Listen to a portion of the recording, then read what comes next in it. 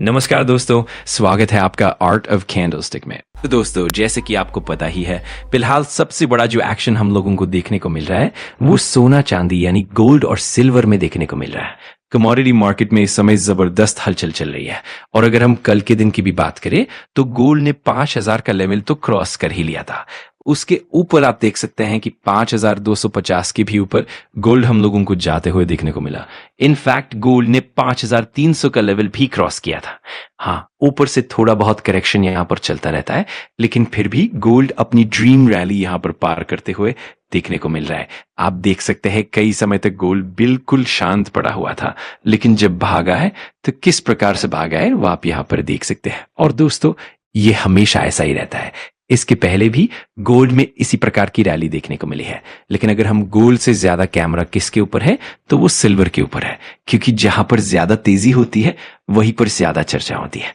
मतलब अगर गोल्ड ने 1 गुना तेजी दिखाई है तो सिल्वर ने तो लिटरली 2 गुना 3 गुना तेजी दिखाई है।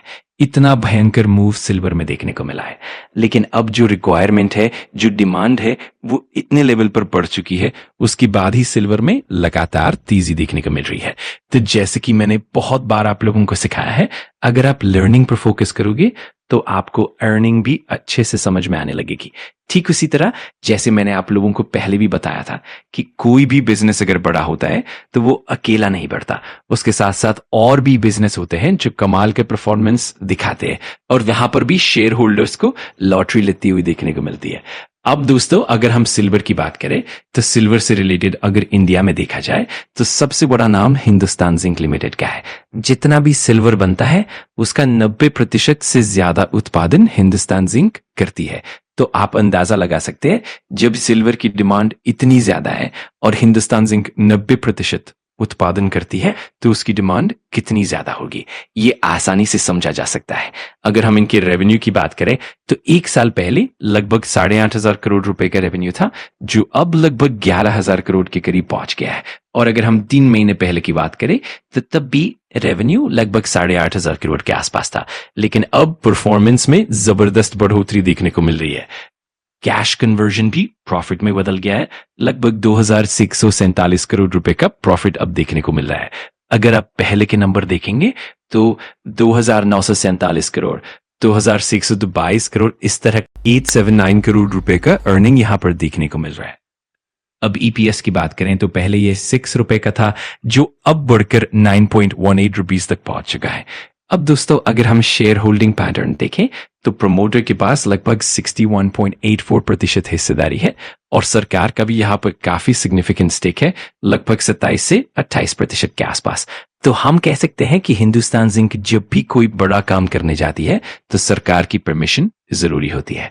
बड़ा काम मान लीजिए जैसे कि कंपनी लॉ के तहत कुछ ऐसे काम होते हैं जिनके लिए ऑर्डिनरी रेजोल्यूशन की जरूरत होती है, जहां पर 50% से ज्यादा वोटिंग चाहिए। लेकिन अगर कोई बहुत बड़ा काम करना हो जिसे हम स्पेशल रेजोल्यूशन कहते हैं तो उसके लिए 75% वोटिंग की जरूरत होती है। अब प्रमोटर के पास 75% स्टेक नहीं है और सरकार के पास भी 27 से 28% स्टेक है। तो जब भी कंपनी को कोई बड़ा काम करना होता है, सरकार की भूमिका वहां पर आ जाती है। इसी तरह हिंदुस्तान जिंक के प्रमोटर वेदांता ग्रुप है, जो प्राइवेट कंपनी है, और इसी वजह से वेदांता के शेयर में भी तेजी देखने को मिली है। और दोस्तों, सिल्वर एक बाय प्रोडक्ट है, मतलब सिल्वर के साथ साथ कॉपर की भी डिमांड बढ़ रही है। कॉपर भी इसी तरह से सिल्वर से लिंक्ड है और कॉपर की डिमांड भी बढ़ने लगी है। इस वजह से कॉपर ने भी धमाकेदार परफॉर्मेंस दिया है। कल के दिन भी कॉपर से जुड़े स्टॉक्स 14 से 15% तक भागते हुए दिखाई दिए। तो ये पूरी तरह से एक चक्र है जो कमोडिटी से जुड़ा हुआ है और इसी तरह के पैटर्न आपको इक्विटी मार्केट में भी दिखाई देते हैं। तो दोस्तों, ये सारे पॉइंट्स आपको अच्छे से समझने होंगे और अंत में हमेशा की तरह मैं डिस्क्लेमर क्लियर देना चाहूंगा कि ये वीडियो सिर्फ एजुकेशनल पर्पस के लिए है। अगर आपको वीडियो जानकारीपूर्ण लगा तो लाइक कर देना, कमेंट करके बताना कि अगला टॉपिक कौन सा चाहिए और सब्सक्राइब कर लेना आर्ट ऑफ कैंडलस्टिक को, ताकि ऐसे ही पावरफुल लर्निंग वीडियोस आप मिस ना करो। Thanks for watching. मैं मिलता हूँ अगली वीडियो में। सीखते रहो, पढ़ते रहो।